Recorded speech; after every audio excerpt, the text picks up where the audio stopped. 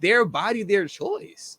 An adolescent child who says to you, you got a 9-year-old daughter that comes to you telling you some silly stuff about daddy, I think I'm a man, or I think I'm a boy. And your response is, all right, so let's chop this stuff off, and like, because their body, their choice. Like, I don't, what are we talking about here? Like, what's the world coming to?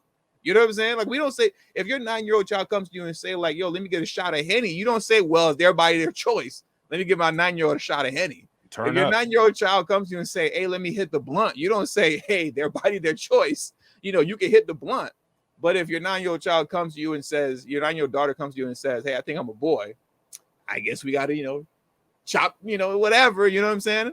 And I guess a 9-year-old wouldn't have that yet. But you get what I'm saying. It's all the same. A 13-year-old, whatever, 14-year-old coming to you with that, their body, their choice. I guess if she wants to chop it off, well, chop it off. Yeah, like, the what are we 9-year-olds, talking about here? the 9-year-olds actually are an issue because they're doing what's called puberty blocking now. I don't know if you guys have heard about that. A very interesting discussion took place on Twitter recently between Kim Iversen and Matt Walsh. It's Matt Walsh, right? Not Mark. Matt Walsh. Matt Walsh, yeah. Yeah, real interesting conversation between Kim Iversen and Matt Walsh.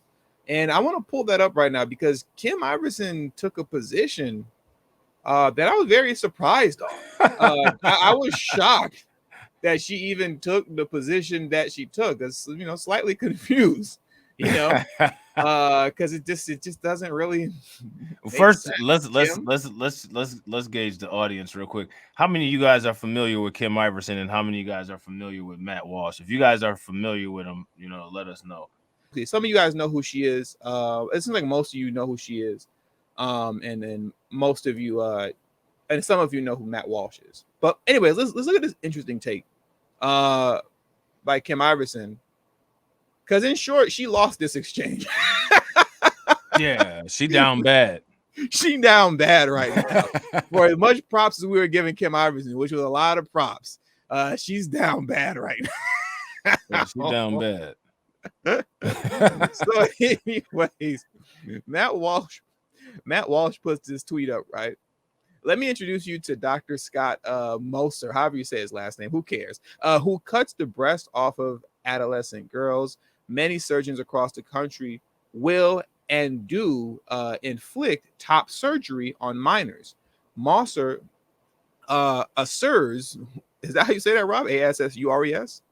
I think it's assures. Look like it got cut off. Assures. Okay, my fault. Moser assures us that that he follows very strict guidelines before performing double mastectomies on children. Okay, so this guy does, like, gender transforming, I guess, surgeries on children and stuff like that. Okay, now obviously Matt Walsh is not putting this to, like, assure us that everything is okay. He's putting this guy out there because people who don't know who Matt Walsh is, everybody kind of on YouTube kind of has their shtick or what they're kind of known for to a degree, and what Matt Walsh is known for is going at the at this point you could call it the LGBTQ industry or the trans industry. You could call it that. He's known for going at the trans industry. So now this is Kim Iversen's response. I can't believe she said this. It's their body, their choice. If their parents or anyone is pressuring them, let them live with that and take it up with them later. It's none of our business how others choose to live their lives. Now she goes on, right? But saying this, it carries on. And as we're waiting for it to pull up, right? So Matt Walsh did a quote retweet, and he put, your response to adolescent girls having their breasts chopped off is their body, their choice? Are you as insane as this comment makes you appear? And are you just pretending so that nobody calls you transphobic? So now he's calling her out on credibility. Now, mind you, what we're talking about in terms of her credibility and integrity, it's very much so intact. I guess you can say up until this point, to when Matt Walsh called her out on this, because I'm sure him, like everybody else, you're just like, yo, what is Kim talking about? Like, you crazy? Right. And then this is her response to Matt Walsh. right? This is her response.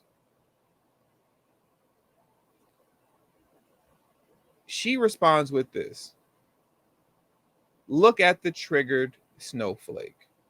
And when she wrote that down as her response to him, that's when I knew she lost. Right. And that you're down bad.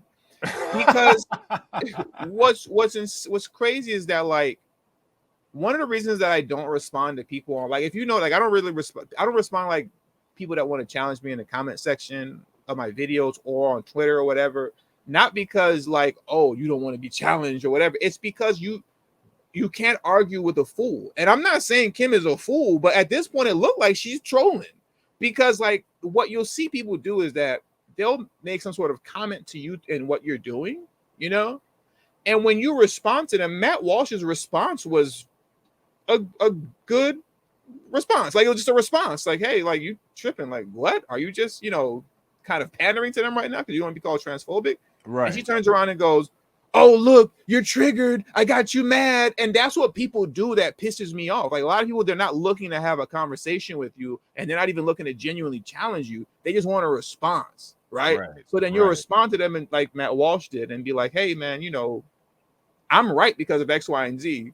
Oh, are you triggered? Are you mad? Are you pissed off now? And it's like, oh, come on, man. Right. Like, this. That's why I don't respond to people no more, because it gets stupid.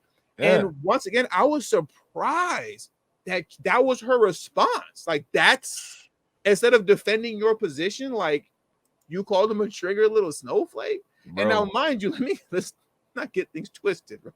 Ain't nobody caping for Matt Walsh like that, because we just talked about Matt Walsh earlier.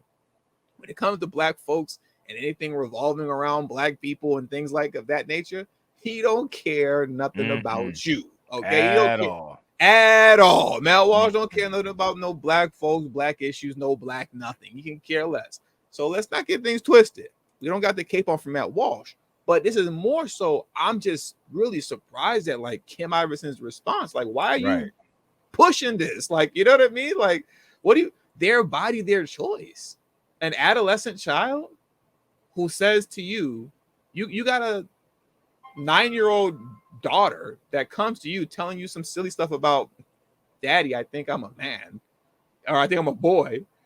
And your response is, all right, so let's chop this stuff off, and, like, because their body, their choice. Like, what are we talking about here? Like, what's the world coming to?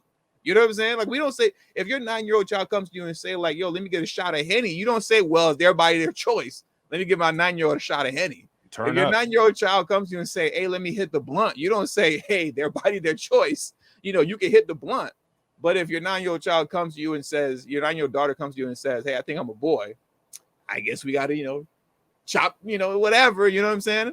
And I guess a 9-year-old wouldn't have that yet, but you get what I'm saying. It's all the same. A 13-year-old, whatever, 14-year-old coming to you with that, their body, their choice. I guess if she wants to chop it off, chop it off. Yeah, like, the 9-year-olds actually are an issue because they're doing what's called puberty blocking now. I don't know if you guys have heard about that. Have you heard of puberty blocking?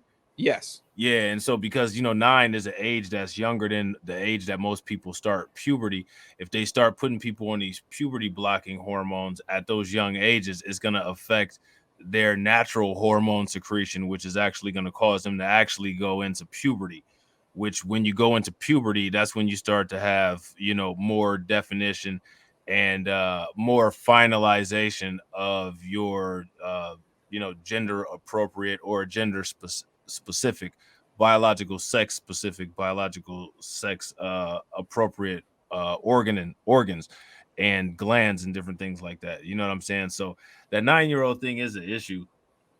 But what I find interesting is the ethics behind how they feel certain choices should be made by minors versus what choices should be supervised by a parent. And also, what I don't understand is this is one of the only mental disorders where a surgical intervention is used as the treatment. Now, when I say mental disorders, the reason why I say mental disorders, and you have to say this a million times because they'll take it and just run with it, is because when you go and get gender affirmation therapy, the reason why they give you gender affirmation therapy is because of what they call gender dysphoria, which is a subdivision of body dysphoria, which is a psychiatric condition, a medical condition that causes, quote, gender and biological sex misalignment is being a hermaphrodite, which, when it comes to gender affirmation or any LGBTQ efforts, none of those efforts are geared towards hermaphrodites and their gender affirmation, because that's the only biological way where it can be biologically appropriate to, quote, assign a gender at birth. And that's because the person is born with both biological sexes. Now, anytime any of these issues are brought up, if I'm ever in a conversation or a debate, I always go to the hermaphrodite issue, because that is an instance where this kind of thing naturally occurs and it's not intervened by any human propaganda or any human interference. So I ask, why is being a hermaphrodite treated different than people who have a, you know, dysphoria? It doesn't make sense to me. You know what I'm saying? A surgical intervention should be for gender affirmation for a hermaphrodite, somebody who is indeed biologically born with both sex organs. You see what I'm saying? Does that make any sense? No, that makes sense. But that's never talked about in these circles. Nah, never. Because there's no attempt at any real. People love talking about trust the science and all this kind of stuff, especially when it revolves around C19. But you see, when it comes to these kind of things, whether you're talking about the C19 and the poke, you know what I'm saying, or if we're talking about this now, science just kind of seems to go out of the window. Yeah, it goes out the window. Like, you know what I mean? Like, you're not, and you even addressing it from a scientific standpoint and a psychological standpoint, based off of like what's been accepted and known, in the realm of psychology and understanding these kind of things for years. If you discuss it in that way, it's still considered hate speech. You know what I'm saying? Like, it's hate speech. Like, it's I don't know, but that's the world that we live in today. yeah, it absolutely is. Which, it's a post-truth world.